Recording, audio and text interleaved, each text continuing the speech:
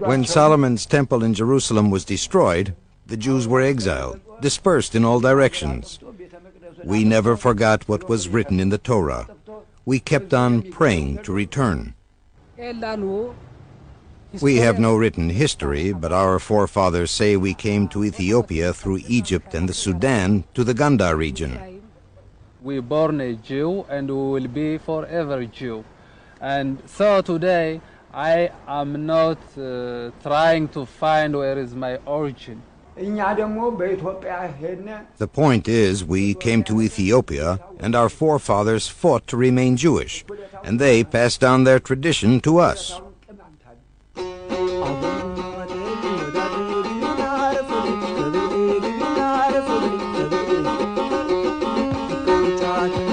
Beta Yisrael were isolated from the outside world, convinced they were the last Jews on earth.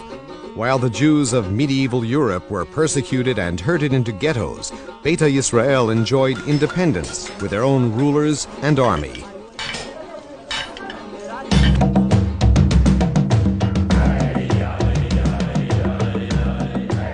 Some 500 years ago, tragedy struck. Ethiopia's Christian emperor Ishak dealt rebellious Jews a crushing military defeat. He demanded they convert to Christianity or lose the right to own land. Ultimately, most Jews were forced off their land. They were forced into new professions. They became pottery makers, weavers, blacksmiths, resented yet necessary. To their Christian neighbors, this world of fire and hot iron seemed like black magic. Persecuted, regarded with suspicion, the Jews were labeled Falashas. The word means wanderers, landless. I don't like to be called Falasha. It means you're a foreigner. Go away from here. When they called me Falasha, I was very hurt. Falasha is an obscenity. They had no respect for us. As it had for Jews elsewhere, adversity hardened their will. Religious leaders established strict rules of conduct to insulate the Jews from their Christian neighbors. Our forefathers erected a barrier. It was forbidden to enter the house of a Christian, to eat with a Christian, to drink the water of a Christian. Because of this, we survived.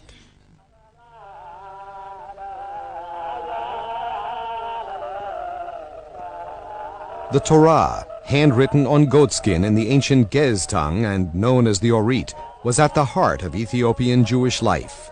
The Mishnah, Talmud, and other later commentaries were unknown. The Sabbath and other holidays mentioned in the Torah were strictly observed.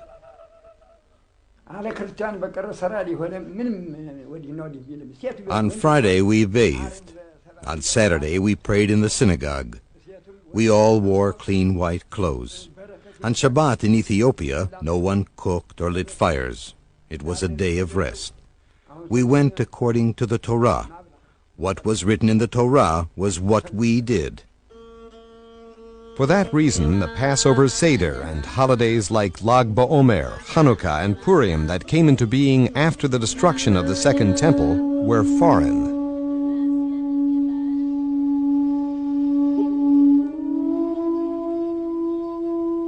The Sigd was unique to Beta Yisrael, a time of prayer and fasting, renewing the ancient covenant forged between God and Moses at Mount Sinai. On this day, the Jews of Ethiopia dared to dream of Jerusalem, of returning to their holy city. My grandfather would gather all the children and tell them about the land of Israel, about the Jews. I understood I was a part of the people of Israel. There was a bird. She was a very beautiful bird, and we thought that she came from Jerusalem. So we dreamed a lot to come to Jerusalem, and we were imagined that Jerusalem is a golden area. Even the building is golden, the road is golden, everything is golden. It would take more than 1,000 years of unwavering belief before the dream came true. The Jewish world knew almost nothing of Beta Israel. Over the centuries, scattered reports told of Jewish tribes living beyond the mythical Sambatyon River, of a remote African land inhabited by the 10 lost tribes of Israel. Around 1775, Scottish explorer James Bruce reported the existence of Jews in Ethiopia. In the mid-19th century, French researcher Antoine Dabadie reported meeting Torah-observant black Jews. But real contact came only in 1867, when the French Kol Yisrael Chaverim organization sent Professor Yosef Halevi to investigate Jewish life in Ethiopia. His report brought no further action. During the late 19th century, half of Ethiopia's Jewish community succumbed to drought, war, disease, and famine. In 1904, Halevi's student Yaakov Feitlovich came to Ethiopia and remained for 2 years, living with, learning about Beta Yisrael.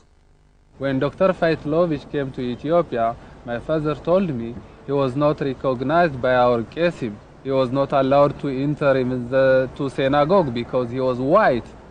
So I myself, I thought all the Jewish people over the world are black people.